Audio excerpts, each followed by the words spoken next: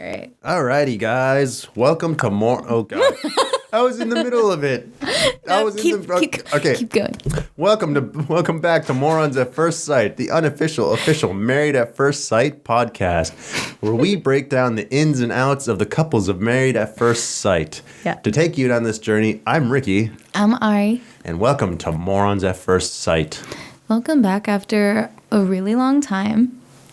Yes, we had it was a holiday break, but we're officially back into the meat of it all. It was a holiday break. I lost my voice for a week. We're back. But we're good. We're back for you, America. So we are talking about season 7, episode 12 today. Yep. Titled Communication. Marriage Days 36 through 39, I think it was. Wow. Ricky. I think it was 36 through 39, I think. It was in the ballpark. Yeah. That. It was there. Yeah. It was there. Yeah. No, Okay. That's great. I had no idea.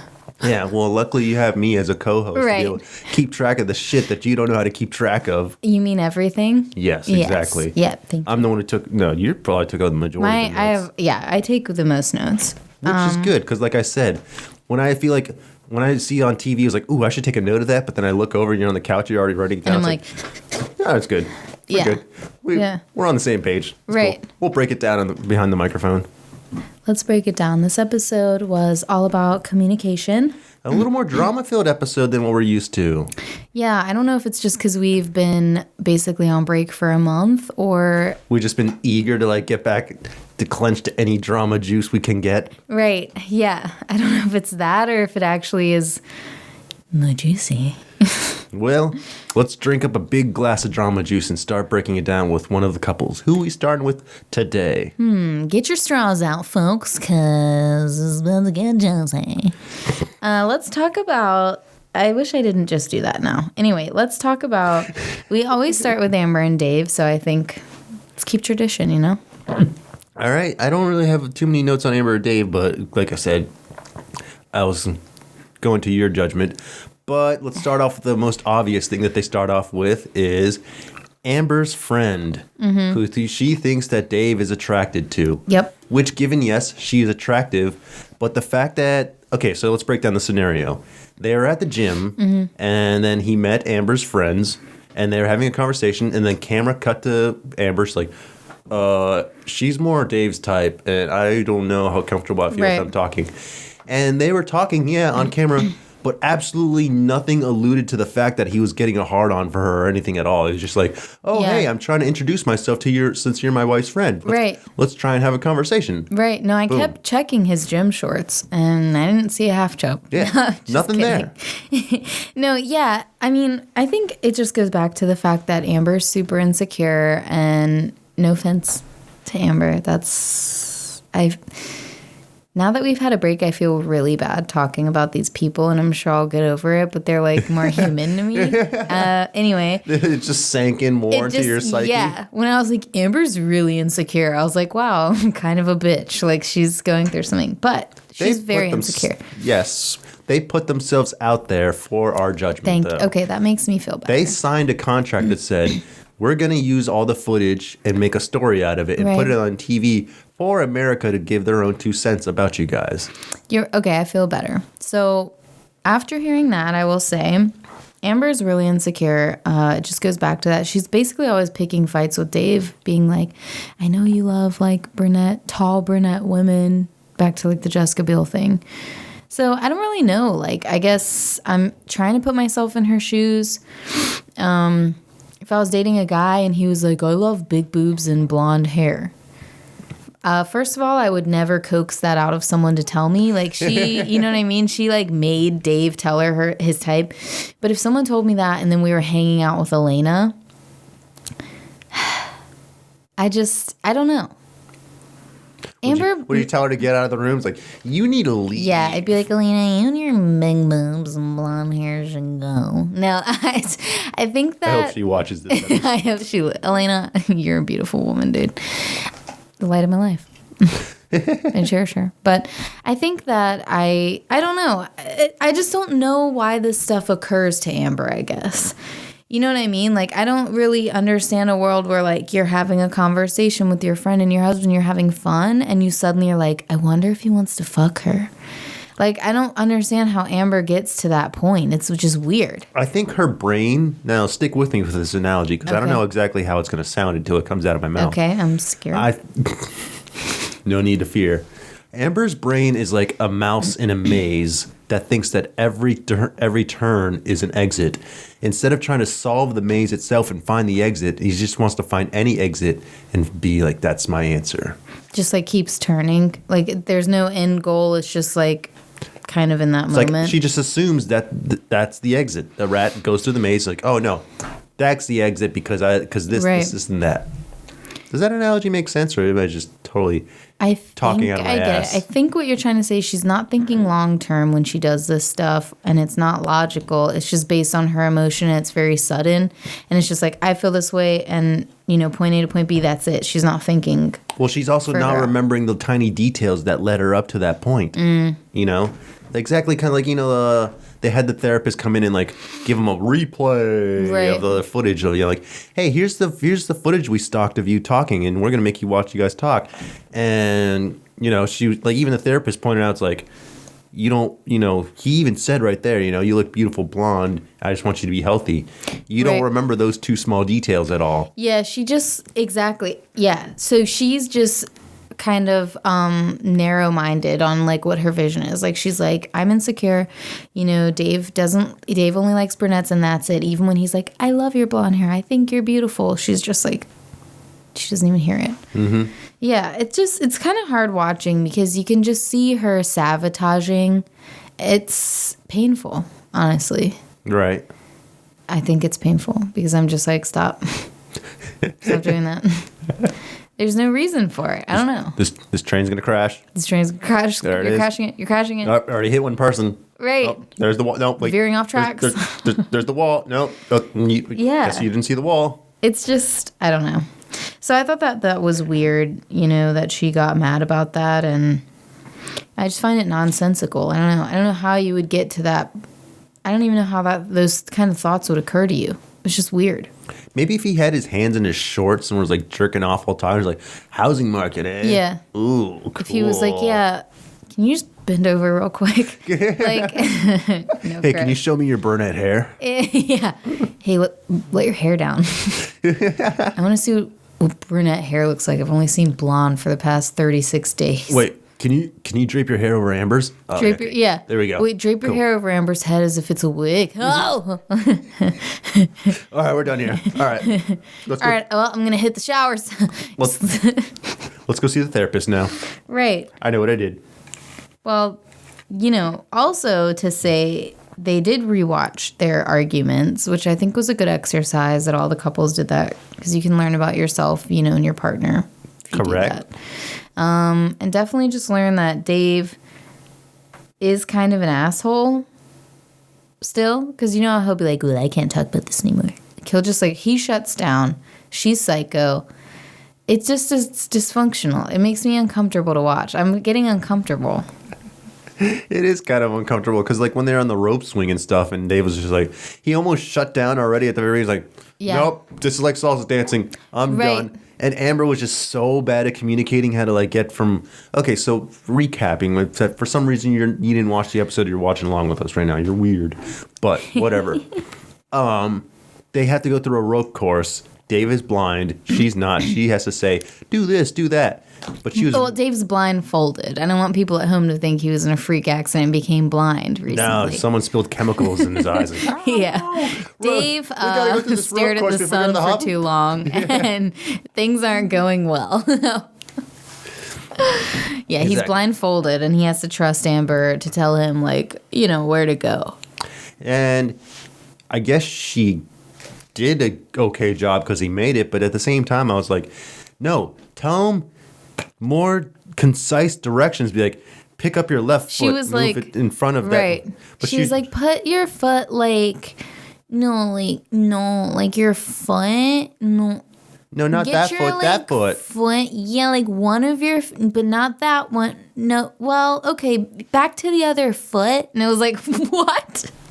What the fuck is he supposed to do? Like, I get how he was getting frustrated, but also like, hey, Dave, guess what? This is bullshit. There's no reason to get mad. Like, this is fucking fake, dude. You're in a pretend fucking obstacle. You're attached to the roof or whatever, ceiling. Like, you're not. It just, like, that's how I know he's kind of an asshole, because he's like, okay, Amber. So she obviously shuts down a little bit and sucks at communicating, you know? And I mentioned this while we were watching it. I was like, that actually looks really fun. Yeah, it could To be be really blind fun. and just be like, where am I going? Blindfold. You gotta stop saying blind. Okay. Are you technically blind or like he is still blind with the blindfold on? No, right? blindfolded, because he's not blind, Ricky. Are you He's technically not blind never. when you're wearing a blindfold though? No, because you can still see. It's just dark. So if you can't see anything, Like, look, I'm not blind right now. yeah, you are. No, I Okay. just only see the back of my hands. What am I but I doing? still see them. You're dancing around. Well, you can see that now. I bet I can predict. Hold on, do something. All right, what am I doing? Picking your nose. No. Wrong Dang it. answer. I thought we were so close, you know, that we could. Ugh. Anyway. Yeah, no, it looked like fun, but I think that, I don't know. I guess it allegedly brought them closer. So I guess it somehow did work in some sense or another, you know? Like, Yeah. But Amber also thinks that 2.5 feet is 5 feet. yeah. Which is fine, but she admitted, she was like, I'm not good with feet. And he was like, come on, Amber. And then she was like, 5 foot, it's 5 feet. I felt bad. Yeah. Anything else on them? No, that was basically all. I mean, they did the rope course. They tried to build that shelf and gave up on it. Which somehow it brought was them, an IKEA dresser. which I was surprised that actually brought them closer together. The fact of not being able to build a shelf, which blows my fucking mind because I used to build IKEA stuff all the time. It's so easy. It's not hard at all. It's like Legos. You follow Yeah. the directions step by step. Right. Unless they got a shoddy, unless I'm making a prejudgment here and they got like a shoddy box. We're like, yep, we gave you the wrong parts. No, Dave was like, I'm going to pay someone to put this together. It's like, what? I don't know. Yeah, it's not that hard to put together IKEA furniture. I've done it many times. But the point is, I thought they were going to blow up over that, and they didn't. And they didn't. They did good. Yeah, I agree. Mm-hmm. Mia and Tristan? Mia and Tristan. I don't really have that much to say on them, I guess. Other than the fact that the therapist came in, gave them a review of their communication skills. Right. And of course, what came up was Tristan's little tantrums of, I don't trust you. I don't trust. Well, you know, actually what I want to say, which this episode kind of made me realize, is that the theme seemed to be that the women shut down with their communication in a lot of ways. So I guess one thing that I wanted to say about that, I don't know what you think about that. As I watch it, I'm kind of like, oh, wow, like they're not communicating well. You know what I mean? Like that's not, I don't know. Maybe I should go into this more with Danielle because she seems to do it the most. But I'm already talking about it. So it's like, yeah, I see how the women shut down. I agree. That's unhealthy. And, you know, they shouldn't do that. They need to express themselves. But when I'm thinking of this situation, because I was watching it and I was like, oh, crap, I do that. And I was kind of like, oh, yikes, you know? You saw yourself in there? Yeah, I was like, oh, shit, I do that. And then I was like, you know what, though? After a while, I don't.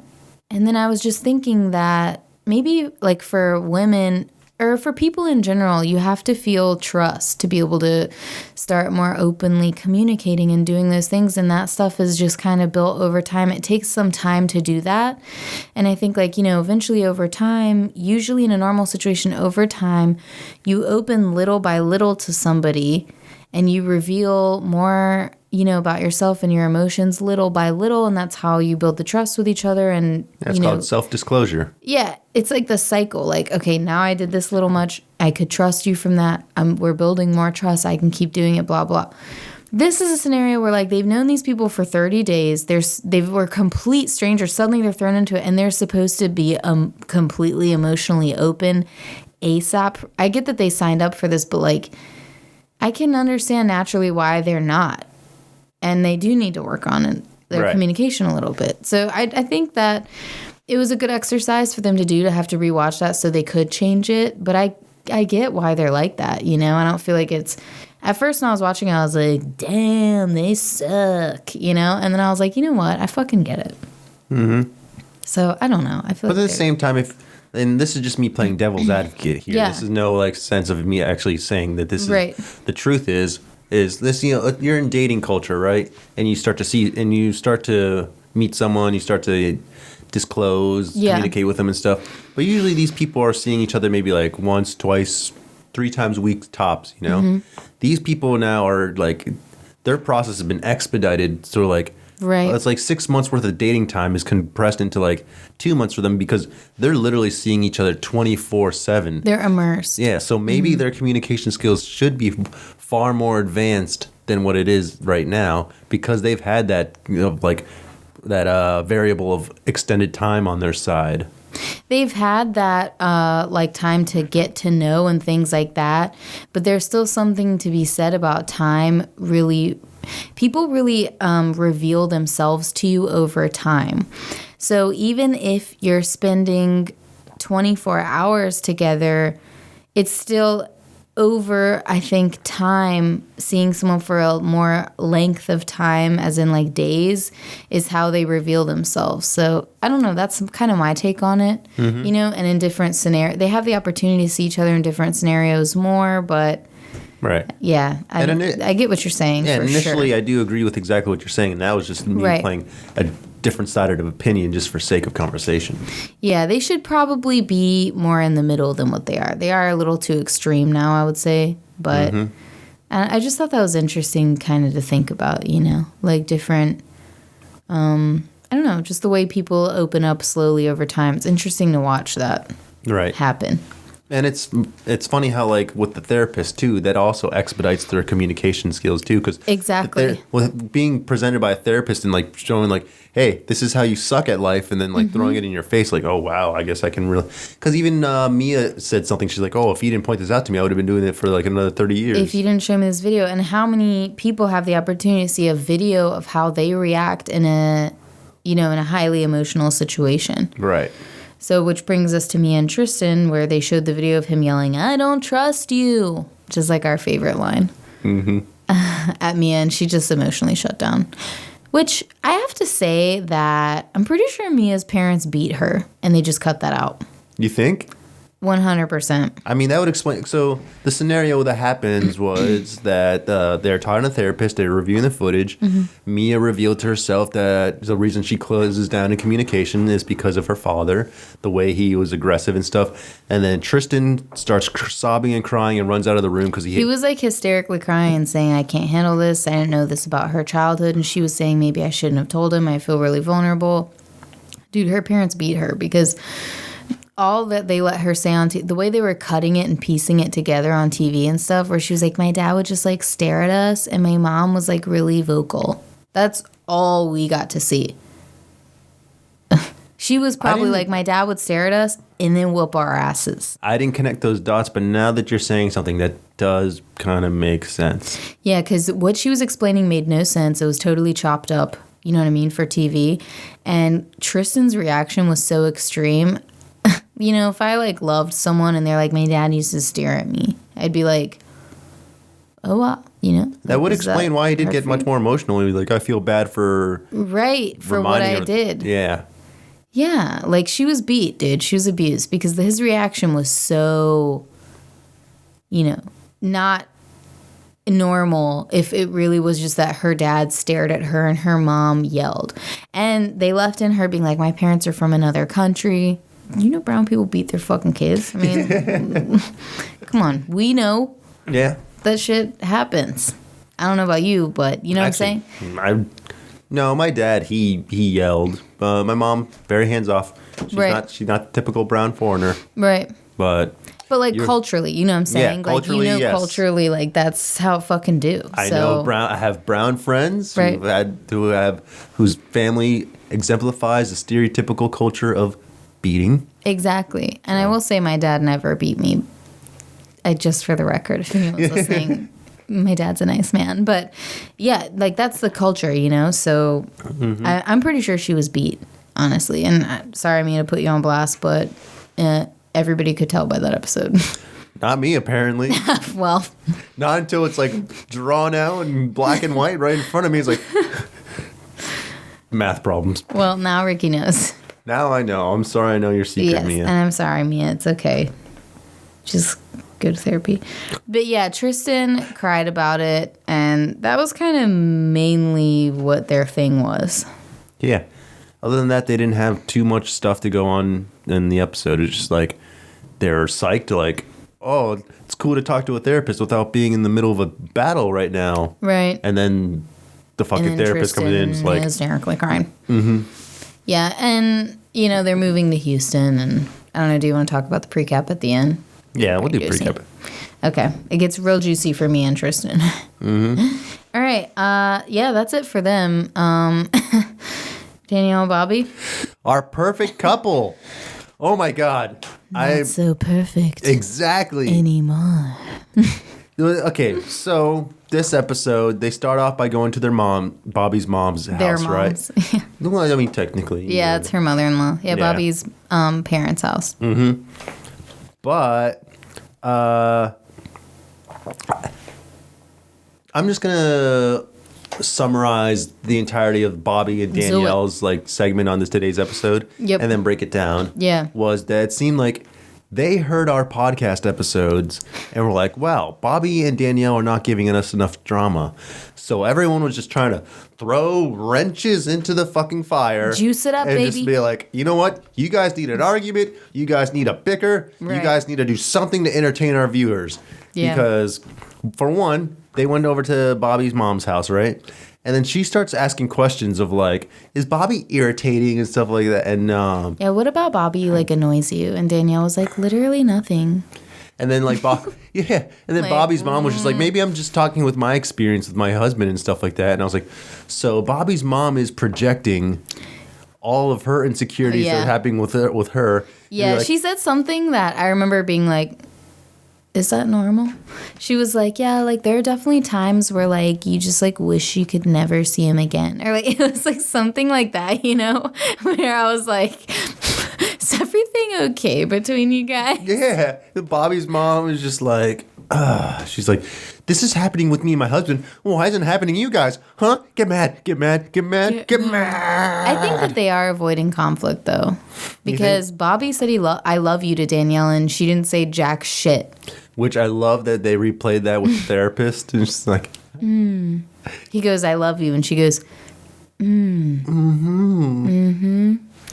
Like, I'm sorry, but you're avoiding conflict when you just go to bed and act like that's a normal. Like, I'm not saying you have to be like, hey, why don't you love me? But like, I mean, there's no way that if you tell someone you love them, or if you express any emotion to someone and it's not reciprocated, not even not reciprocated, but they just go, like that's probably going to weigh on your mind a little bit.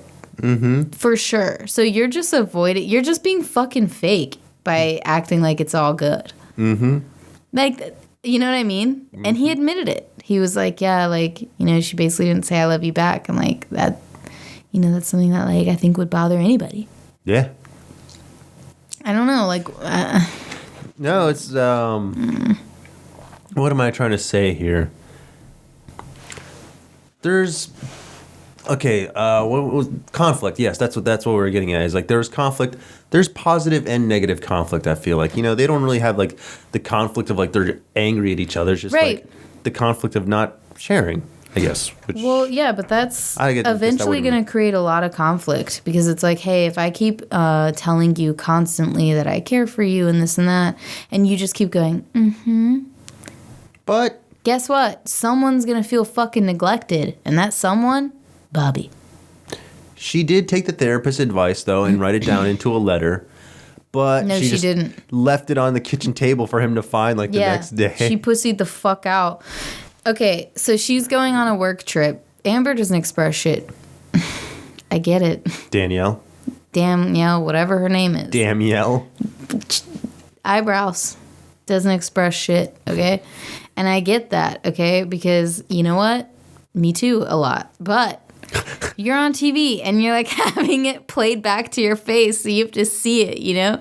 And she has homework from her therapist and she didn't fucking do it. Like, she said that she told Danielle, write a note and read it to Bobby, which I get that. It's like, then you're practicing expressing it. You wrote it down so you can feel secure in that, but you're practicing expressing it. Right. She fucking wrote the note and just left it on the table and went out of town. Which had the most hilarious montage to it ever. Oh, yeah. It was like, Well, there's just the camera cutting back to like a full frame shot and then like a shot of the paper, full frame paper, Right. full frame paper. It's just like, that was the most like nonsensical montage ever. It was nonsensical. And it was also because she was bullshitting on her assignment.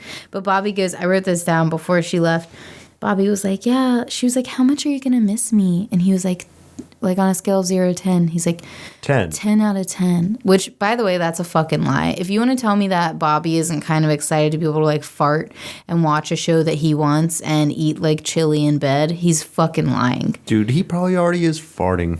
In front of her? Yeah. Well, that pisses me off. But anyway. Well, now We've gone over mad about that. We've gone over this before. Watch the previous episodes on Ariana's opinions on farts.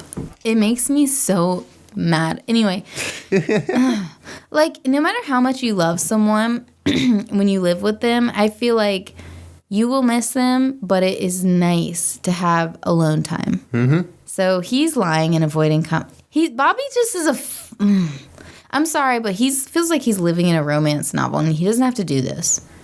He doesn't have to be like, Danielle, like, I can be your everything. Everything you do is great.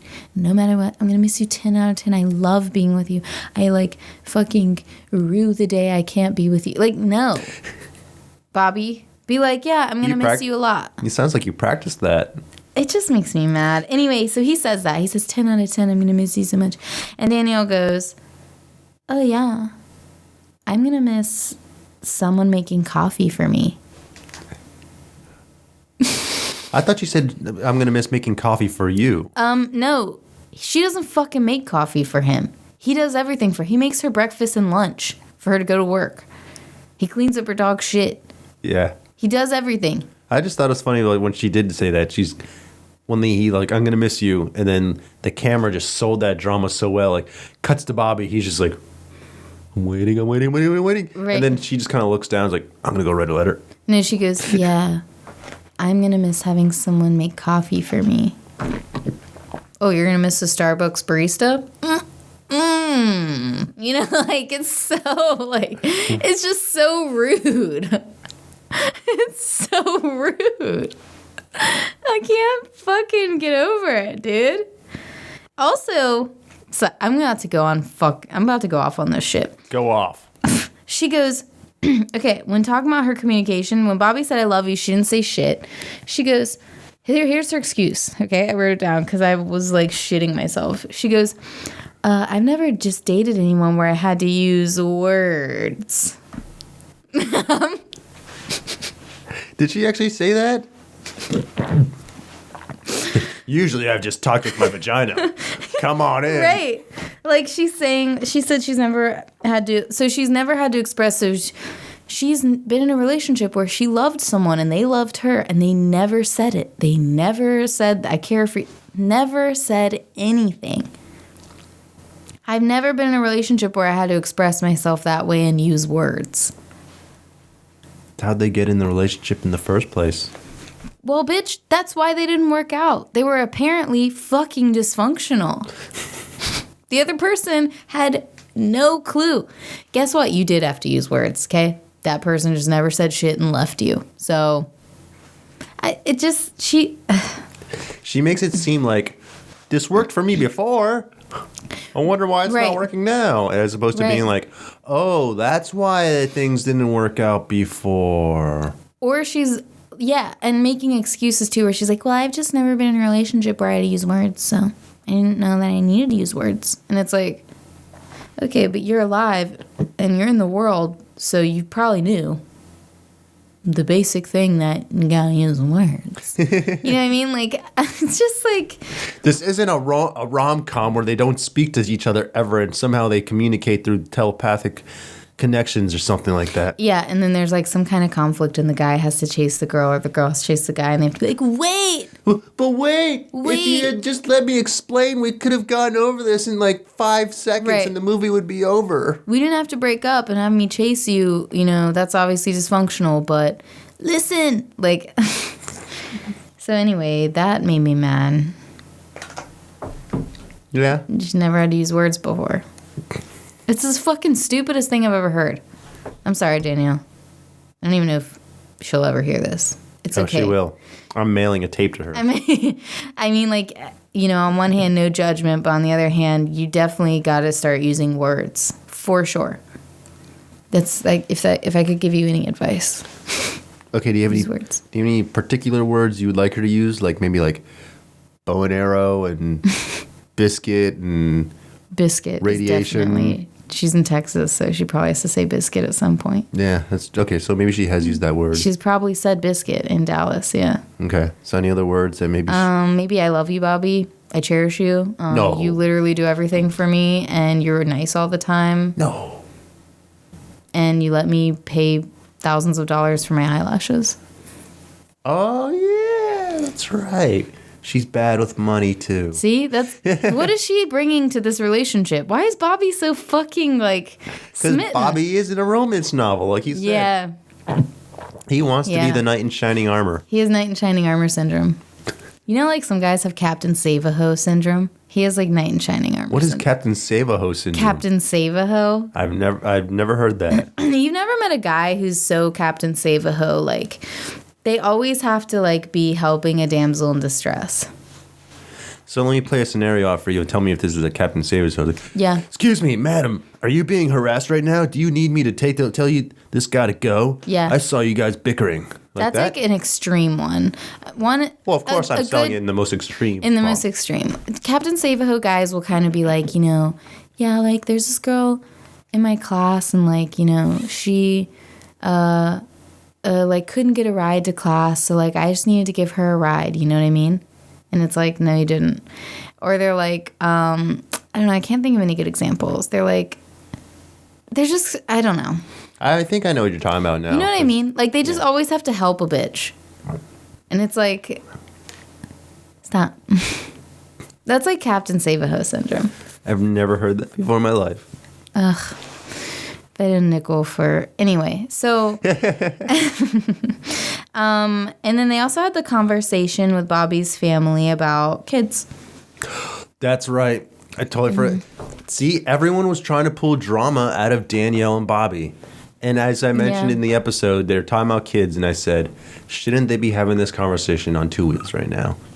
And then flashback, Right. 2 wheels. To the bicycles. To the bicycles. Every serious conversation in your life has to happen on 2 wheels. Mm-hmm. If you're not talking about major life decisions on a bicycle, then it's not real. Marriage, bicycle, kids, bicycle, abortion, bicycle, politics, bicycle. All of it. Right. 100%. So they weren't on 2 wheels, but they were at a cocktail hour with Danielle, Which Bobby's mom, and Bobby's sister. going back to Bobby's mom projecting, when as soon as they sat down, she's like, woo, no guys here at all. Cheers Like, to no guys. And it's like, we know your marriage is in shambles. Yeah, we know. We get It's it. okay. Your husband doesn't want you anymore. He doesn't find you attractive. Right. He's sleeping with his secretary. We got it. I think that whole family kind of wants, wants Danielle to be a stay-at-home mom. You think? I have a hunch. What makes you say that besides all the blaring evidence? Yeah, just the fact that they continuously badger her over it. So what happened was they were out to dinner, you know, Danielle, Bobby's mom, and Bobby's sister, and they're all talking about pregnancy. And then Bobby's mom threw out the whole thing like, "Oh, I love my children. I'm so proud of them." Or Okay. if I were a working mom, maybe they wouldn't have been like that. She's like, you know, if I would have been working, like, my phone's frozen, so fuck the notes. She's like, if I would have been frozen, no. If I would have been working... If I would have been working, I don't know if they would have turned out like this, which is like a major guilt trip. Right. And it's like, okay. I mean, your kids probably just shut up. Like, you know what I mean? Let Danielle make her own decision. Danielle obviously wants to work. I don't know if Danielle even wants kids that much, that immediately. I think if she could take time and do her career and, you know, chill and do stuff, then eventually she might want to go part-time or whatever. But it has to be her decision, and they're a little pushy and opinionated. And then at the end of the lunch cocktail hour, whatever you want to call it, Bobby's sister is like, "Don't worry, you do you. We don't hate you." And then they both, the mom Laugh and together. Yeah, they both have that synchronized maniacal laughter. Yeah. Yeah, they're like, "Don't worry." Judging us. Just like that. And they're like, "Don't worry, we won't judge, or we won't hate you." Also, I do want to point out that Bobby's sister said, direct quote, she was like, you know, it just depends on if you want to be the one majority of the time rearing your children. Rearing? Or there to rear your children. Yeah, like basically to raise your children, but she said rear. And I just want to point out that they're from Kentucky, and that's how old-fashioned and Southern they are. That she said, if you're going to be the one rearing your children. I was like, do you just want to say raising? You don't have to say rear. I didn't catch that at all, but I'm glad you did. I wrote an in on it because it was so, I was just like, who the fuck still says, like, do you want to rear your children? Like, that's fucking just like, I don't know. That was crazy to me. So anyway, she said that. And Danielle, or Bobby's sister, she reared her children. You know, she's a stay-at-home mom. His mom reared her children. So I think it's only fair that Danielle rears her own. You know what I mean? Yeah, I do. You got to rear it. It's just like rear them. You know? Why does that sound so wrong? Exactly. I don't know. Anyway. Boy, I sure am glad I got reared by my mom growing up. Honestly, if I hadn't been reared by my mom, I don't know who I would have been. Right. Absolutely. Yeah, so just if you're a mom, you got to choose who's going to rear who.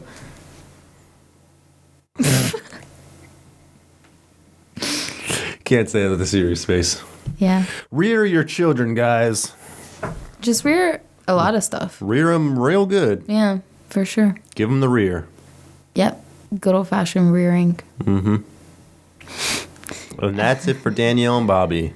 Yeah, I guess should we move on to the pre-cap? Because that shit was juice. Yeah. And I don't think it's going to really oversell it this time. Because, I mean, the main... Can I say it? Yeah, okay. Tristan kicks Mia out. Oh, my God. I want to know what leads to that. But I know it's because he doesn't trust her, obviously. I don't trust you. No, get out. Yeah, she said that they were having like a heated conversation about moving to Houston, and he kicked her out, which is, I mean, just obviously uncalled for and outrageous. So I'm interested to see. I don't know how they could ever build trust after that or be together. It's so dysfunctional. It makes my tummy hurt. I mean, everything about them. They say I love you to each other, but they're not in love. Horrible. Mia was arrested and then had some secret back life that she had no idea about. Right. He found her on Tinder, Bumble, whatever it was. Yep. He yells at her on a mattress with no sheets. Did you notice that? Every time he's laying on their bed, there's no fucking sheets down, dude. Really? Yeah. You gotta go back and watch it. They don't sleep on sheets. It's fucking sick. That's how I know they're going to get a divorce, because... Those fucking maniacal assholes. Like when he was like, I don't trust you. There are no sheets on the bed. I'm like, first of all, I guess you could make the argument that their sheets are being washed, but why don't you have a second set? Like... And if you don't have a second set, don't get in the bed. What the fuck? Wait till the sheets are done. I hate that. These are rules to live by, people. Yeah. I just hate it. Mind your sheets on your mattresses. They never have. Anyway. So he kicked her out. Yeah.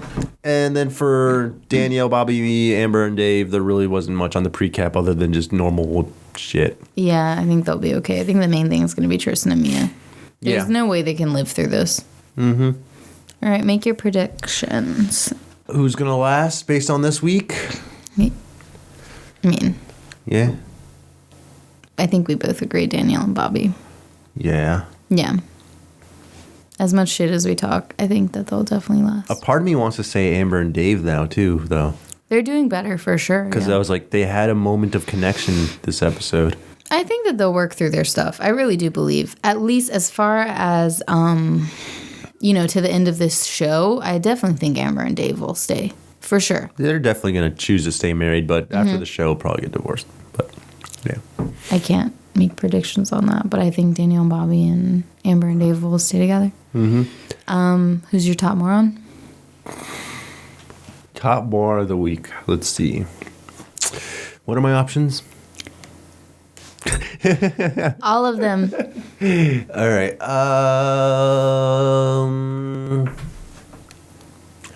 I really don't have a good answer. I almost just want to say Danielle this week for her shitty letter writing montage, which has nothing to do with her. That was the editors. But the fact that she got her own montage for writing a letter that she didn't even properly do the exercise right, what she was supposed to read to Bobby's fucking face. Yeah, because she bullshitted the exercise. She was supposed to read it to him. She left it on the goddamn table, on the kitchen table, turned off the lights, maybe for dramatic effect, but yeah, whatever. She didn't do what she was supposed to do. She didn't tell Bobby, I love you.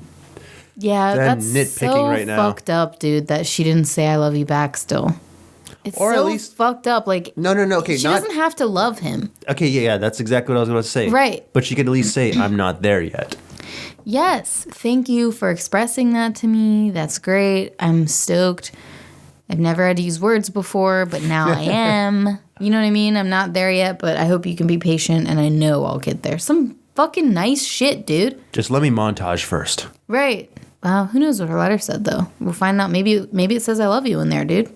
I skimmed, like, if we paused it, we could have probably read the whole letter. But I read, like, some things in there. It was like, things you do, blah, blah, blah. It was like, you make me coffee and lunch, clean up my dog shit. You literally do everything at home. You're my butler. My top moron is going to be Amber because she was like, it's 5 feet when it was 2. No offense, Amber. But it just has to be, you know? Yeah. That's a good one. Yeah. Also because she keeps causing shit. Yeah. About the brunette shit. Like, she's got to fucking drop that, dude. It's painful to watch. I did love when it cut to commercial for a second, and then it comes back, and the first thing the therapist says, like, her hair color? Yeah. Yeah, the first thing. She's like, her hair color. Okay. Yeah. Yeah, Amber, you got to cut that shit out, dude. Mm-hmm. Ugh. All right. Yeah. All righty. Well, tune in next week where we break down episode 13. Yay. So, you know what to do, fellas and gals and ladies and gentlemen. Like, everyone in between. Comment, subscribe. Watch us on YouTube, berpod.com, anywhere you can find podcasts, Spotify, Apple, right, iTunes, whatever. What is the other one? Google Play. Yeah, there you go. Peace. Peace.